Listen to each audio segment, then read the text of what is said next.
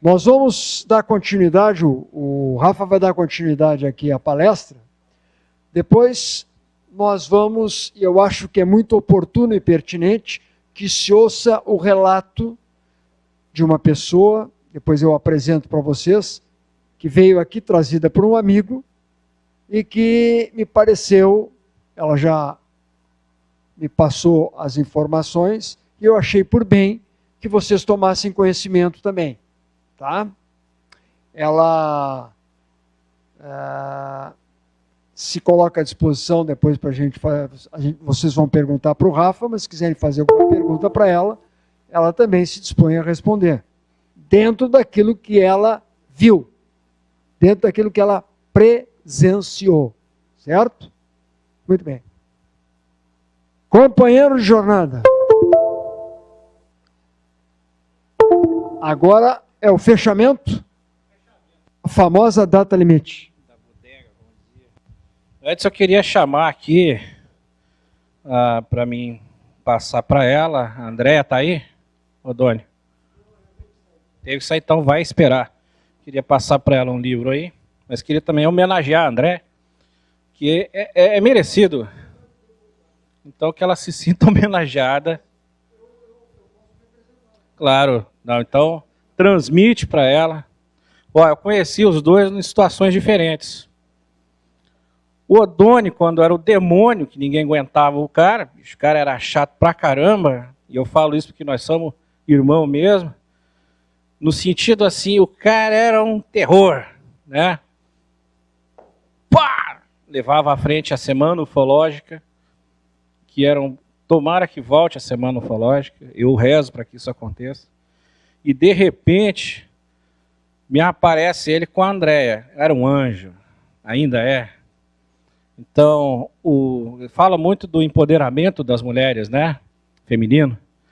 Esse é o poder mais, além de bonito, e mais forte de uma mulher. É transformar o homem. Esse é o papel das senhoras, das meninas. Eu não tive uma filha, queria uma filha, mas tive 3 filhas emprestadas, nós estávamos falando isso, né? Que também me transformaram. Então transmite para ela, cara, que nós damos graças a Deus que ela veio para a tua vida. E claro, ela é uma mão muito grande que nos ajuda. E eu não tenho palavras, né, para dizer para André. Inclusive eu e a mãe da André, nós somos os cotistas, né? A mãe dela, gosto muito daquela velhinha, porque além de ter gerado a Andréia para nós aí, ela é uma simpatia. Então transmite para ela lá, da minha família, Fernando e Francisco, para ela. Nosso coração sempre vai estar com ela. E claro, com o meu irmão Spock aqui, o Odone. Pouco menos chato. Então tá, vamos lá. Obrigado, Odone. Essa figura que a gente está vendo aqui, é muito difícil alguém não conhecer. Chico Xavier, né, precursor do espiritismo no nosso país, e a história dele já foi contada diversas vezes. Antes de ser ufólogo, eu sou espírita. Da mesma coisa que por muitos anos nos congressos de ufologia eu sempre pedi, não fala que eu sou espírita, né? Eu estou aqui como ufólogo, um pesquisador do fenômeno dos UFOs, mas tudo está intrínseco, inclusive o espiritismo, e a vida fora do planeta, lógico, é óbvio.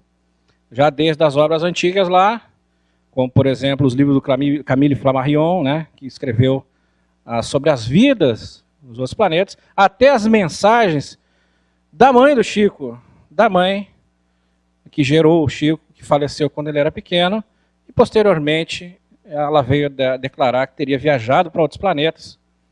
E existe aí umas coisas muito bacanas que o Geraldo Lemos fala muito. Então, se ele vai vir aqui, eu não vou adiantar. Mas um detalhe, por exemplo, quando ela fala que chegava em Saturno, que ela falava de uma luz azulada de Saturno. E tempos depois, anos depois, quando as sondas passaram por Saturno, as fotografias que nos chegam têm uma névoa azul. Uma confirmação daquilo que realmente a mãe do Chico teria visto numa viagem já do outro lado, com seres mais superiores, e quando conheceu outros mundos. E ela falava, Joana de Ângeles também fala, sobre como que essa vida é.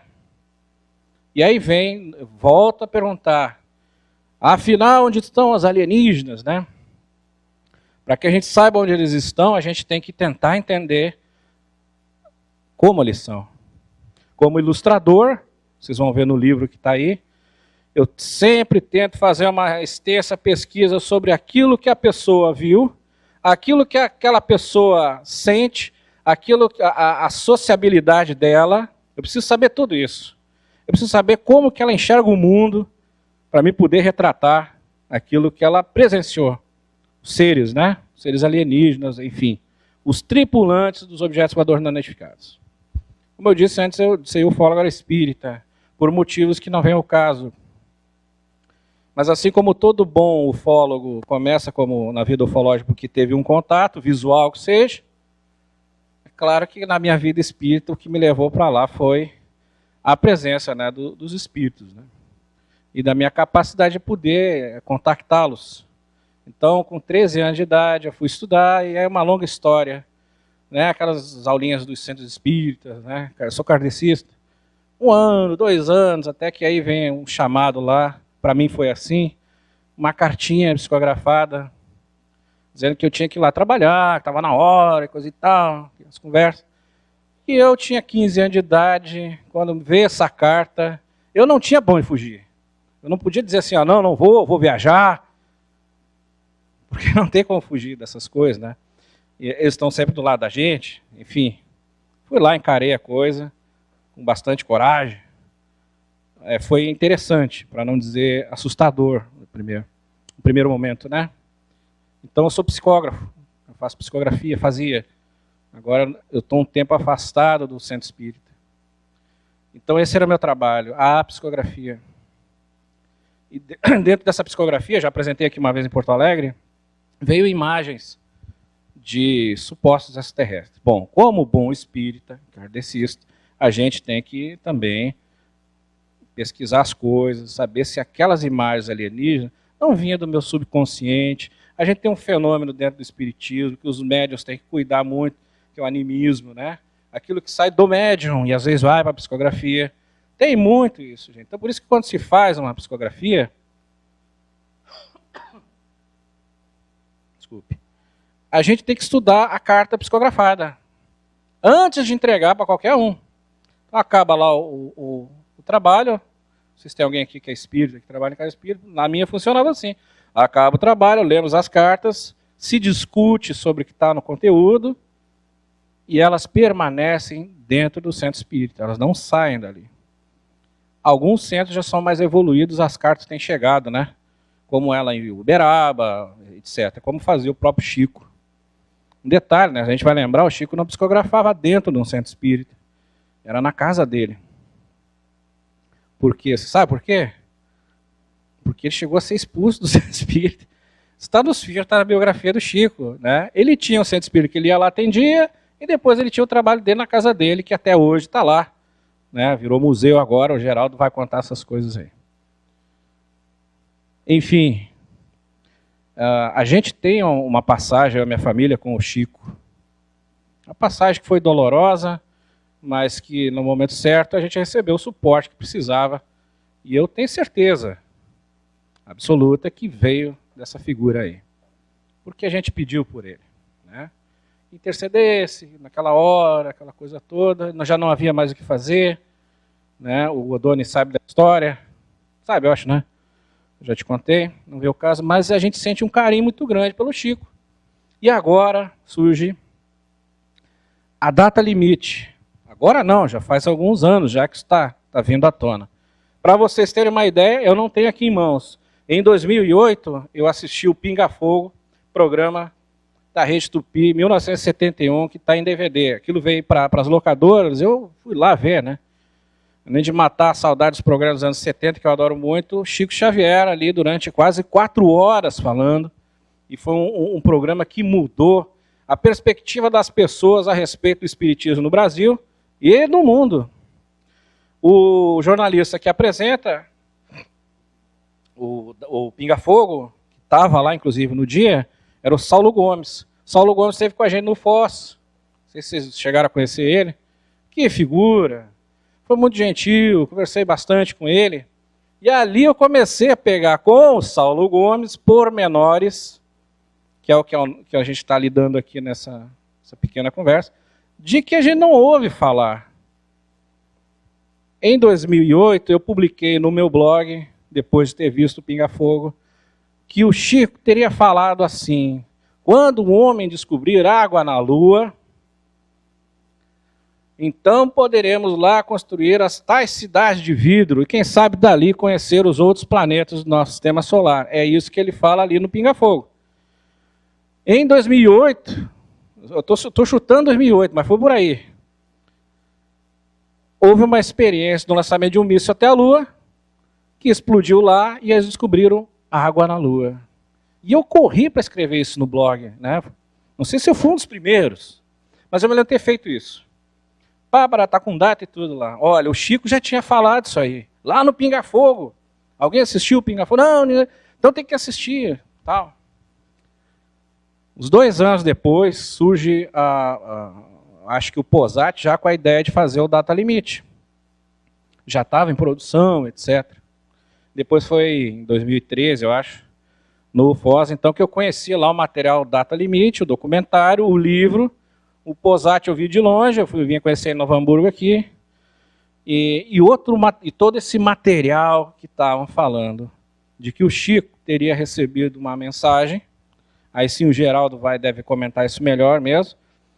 Eu estou resumindo a situação, não preciso, vocês podem encontrar isso na internet, bastante sobre isso aí. De que então nós teríamos tido um tempo de 50 anos, dentro de uma reunião celeste, o pessoal já estava querendo acabar com as coisas aqui, Jesus foi lá, que é o nosso advogado, advogou por nós, e nós ganhamos 50 anos a mais. E dentro desses 50 anos, se a gente não entrasse numa situação bélica de destruição em massa, ele estava se referindo às bombas atômicas, né, que na época havia todo esse problema, nos anos 70 até os anos 80, de que o mundo poderia entrar numa terceira guerra mundial atômica. Então, se a gente não entrasse nisso, então, que a gente iríamos, notem bem, entrar num processo de comunhão com as famílias celestes. Vamos começar a nos sentir como uma família, parte de uma família celeste. É isso que o Chico falou. Ok, o que está no Data Limite está um pouco diferente. Perguntando para Divaldo Pereira Franco, para quem não sabe, é um dos maiores, se não o maior médium do Brasil, grande difusor da doutrina espírita, amigo do Chico. Acho que quase todo mundo deve conhecer o Divaldo, né? Ele tem centenas de livros, etc. E ele diz assim, olha, ele está no Data Limite, mas ele falou em outra situação, sobre a data, ele diz, olha, Emmanuel, espírito que acompanhava Chico, não me parece ser um espírito de que faria predições, porque isso vai de encontro àquilo que a gente sabe que não pode existir, as predições sobre a humanidade. A gente pode ter impressões do que pode acontecer, mas não uma predição. Então, acho que, mesmo com tanto carinho, eu não consigo aceitar essa hipótese da data limite, que o Chico teria feito isso. Então, aí a gente tem que entrar mais a fundo. Eu fui lá conversar com o Geraldo Lemos, mandei 3 e-mails para o Geraldo, perguntando, Geraldo, não acho que está saindo bem fora do limite o negócio. Eu não sei se o Chico ia gostar. Eu não conheci o Chico de verdade, assim, como tu, né, que acompanhou o resto do finalzinho da vida dele, mas eu acho que o Chico não ia gostar de todo esse marketing aí em cima da figura dele e daquilo que ele teria falado. Tu não concorda comigo? Vendo numa perspectiva do próprio Chico, né, daquilo que a gente conhece do Chico, não concorda? A resposta dele veio um meio bem grande, me mostrando que as coisas que ele, Geraldo Lemos, teria falado, realmente teria base, né? Mas não me respondeu a pergunta. E a pergunta ficou no ar. Quem sabe, ano que vem nos encontramos aí, a gente volta a tocar nesse assunto. Porém, há de se crer, que o Chico falou várias vezes sobre essa questão do nosso contato aqui com os extraterrestres. Conta o Geraldo Lemos que eles teriam feito um contato imediato de 3º grau. Numa viagem de Uberaba para o Rio, não me lembro mais, eles teriam encontrado, então, uma situação de que um disco voador teria pousado ao lado do carro, o carro pifou. Aí o Chico ficou muito apavorado. Vocês conhecem essa história aí? Vou dar uma pincelada. E o Chico, então, começou a rezar e perguntar para o Emmanuel, estamos em perigo, né? Ele sempre fazia isso, estamos em perigo. Aí chega o Emmanuel e diz, olha, é melhor rezar bastante aí, porque vocês estão em perigo mesmo.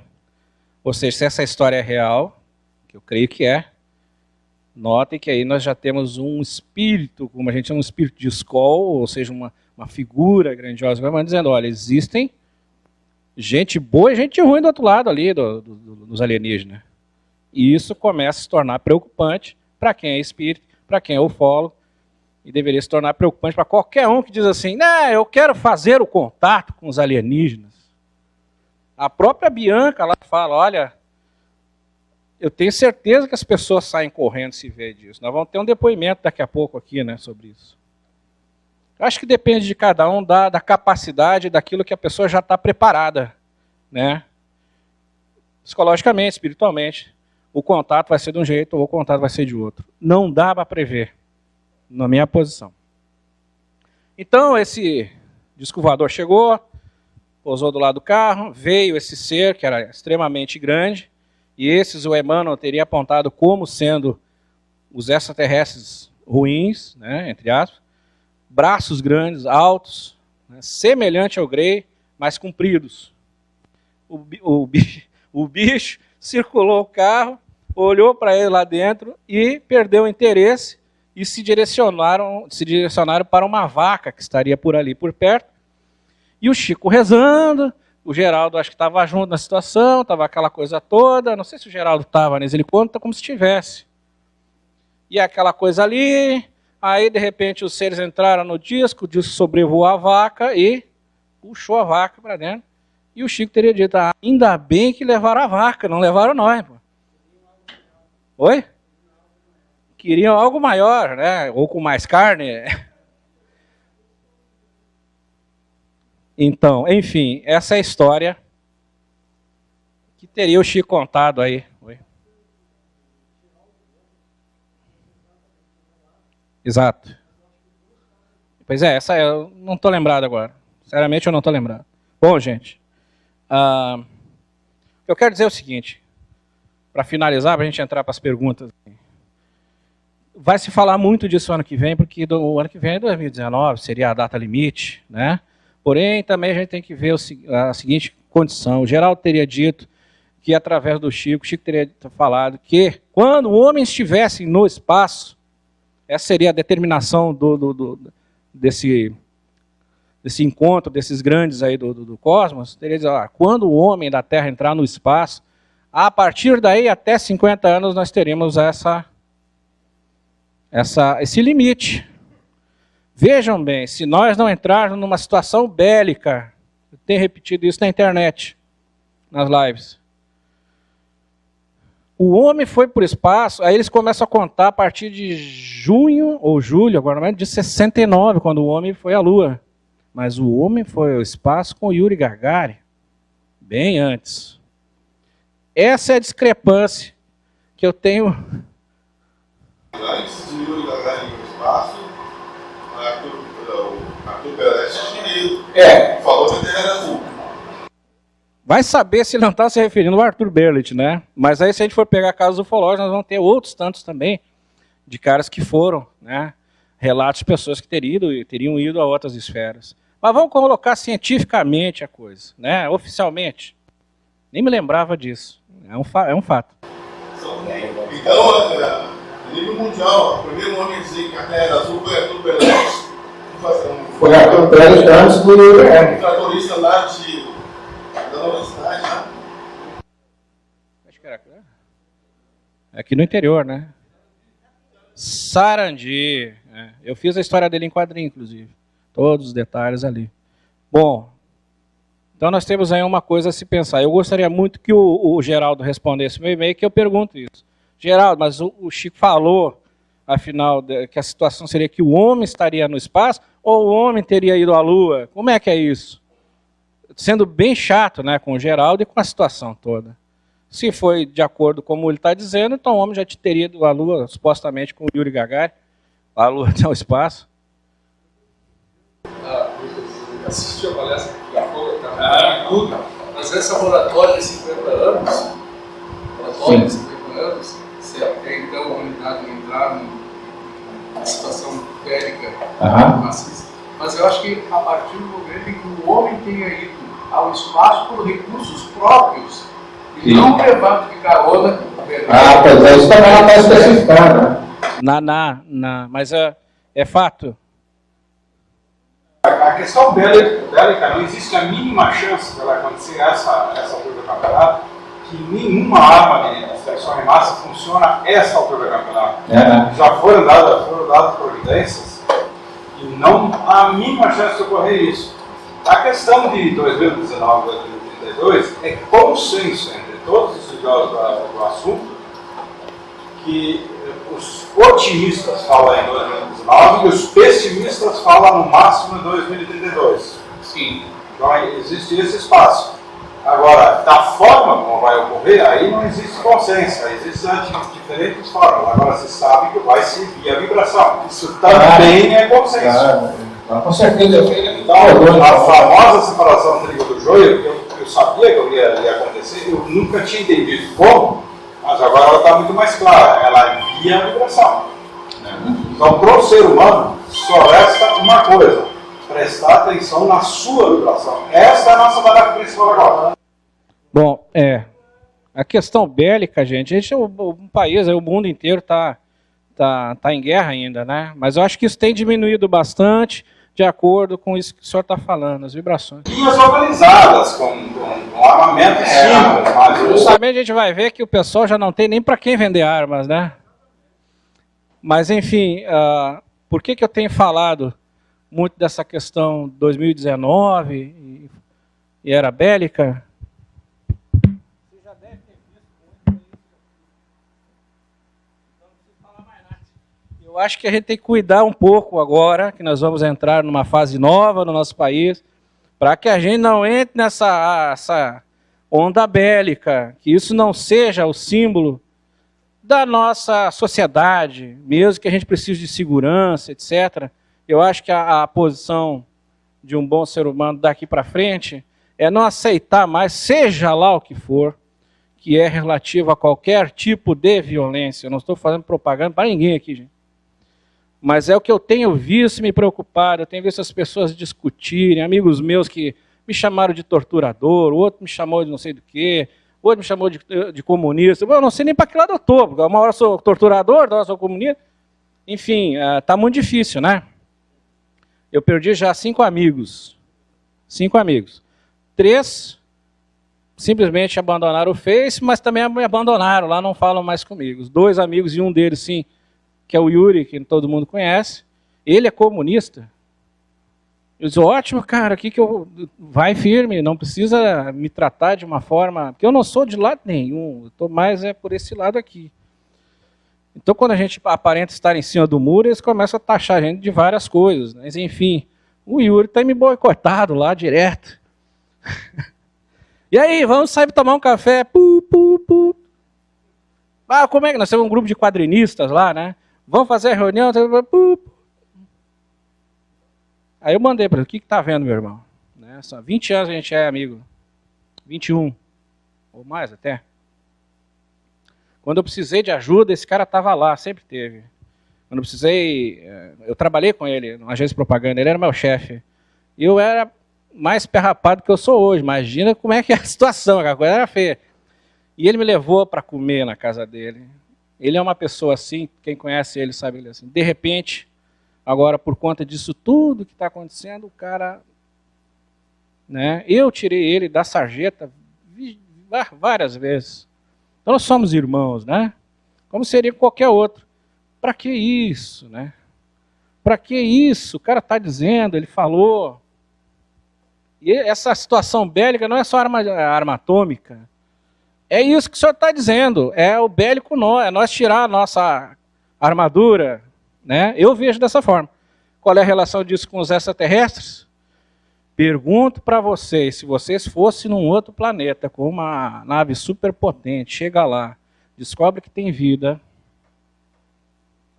para encerrar, já vou encerrar inclusive, descobre que tem vida nesse planeta, como a nossa, através de um processo de pegar na sua TV, da sua aeronave lá, as notícias, vocês fariam contato com umas criaturas dessas, bicho? Ontem, no centro, caminhando aqui, eu vi uma cena. Eu disse, as pessoas estão loucas ou eu que estou louco e estou num outro mundo. Vinha uma senhora, um rapaz, do meu lado, e ele xingando aquela senhora que eu digo, uns 30 e poucos anos. Acho que eu não faço, eu faço. Porque uma situação chata. Eu vou caminhando mais rápido para ver se não pegava aquilo. Os caras vieram mais rápido também. Quer dizer, credo em cruz, pô. Porque eu sou independente, E aqui, ó, já fica aqui, não me segue mais. E aquela mulher com uma bolsinha assim, ficou parada no meio da rua da praia, ficou olhando para o cara, e ele seguiu num passo, e ela saiu assim de cabeça baixa, foi até onde ele estava, e continuou caminhando com aquele cara, como se fosse um cachorro sarnento. Onde nós estamos? Quando nós vamos parar de fazer isso, gente?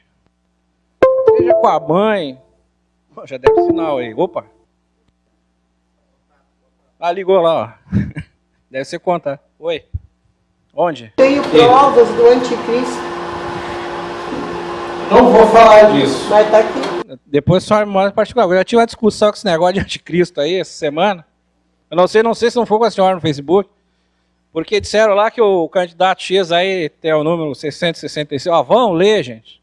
Leiam, por favor, antes de falar uma bobagem dessa. Já falaram isso do Reagan. Então, o nome da pessoa, tudo, a data de nascimento, tudo aqui. Certo, guarda aí. Só terminar minha história aqui. Só para ilustrar, gente. Tem que ler, né? Tem que se informar. Essa história do 666, né? Ronald Wilson Reagan. Dizia que o Ronald Reagan era besta por causa do nome dele, né? Ok, tá bom. Mas aqui o nome dele, Ronald, tem 6 letras, Wilson tem 6 letras, e Reagan tem 6 letras. Então eu achava que o cara era besta. Bom, aí não, aí já... Aí tem que ler mais, né? Jesus. Aí tem que ler mais, porque, vou parafrasear o Chico, a gente tem que estudar mais as coisas, as escrituras, gente. Nós vamos ler no Apocalipse que se fala o número da besta e dá o número lá. Nós vamos ler naquele cara, meu Deus do céu, que fazia as adivinhações. É para mim parar de falar disso. Nostradamus, Centúria 121. Que horas temos aí, amigo? Fechou. Centúria, acho que era 121, dizia assim, e o grande rei do terror virá do céu. Em 1999, o grande rei do terror virá no céu. Para o nome da besta, o número se repete, é 666. E a gente vai ver em diversas literaturas isso. Então, não data de nascimento, né? Mas ele falou do Hitler lá, e estava lá, né? Bom, gente, eu tenho que encerrar, passou da hora. Eu só queria, então, deixar para vocês isso, né? Que durante todo esse tempo a gente fez ufologia, se discordou, se criou muita coisa, mas há de que a gente estudar mais as coisas, se informar mais das coisas. Onde estão os alienígenas? Eu disse, será que não estão no meio da gente? E se um alienígena estivesse sentado atrás daquela senhora ali agora? Tem uma amarelinha aqui também. Muito bem, então. Mas visivelmente, né? Se algo entrasse por essa porta agora, gente, o que nós iríamos fazer? Então, temos que estar preparados para isso. E vou abrir para perguntas e respostas. Meu agradecimento a todos por ter passado a tarde com nós. Muito obrigado.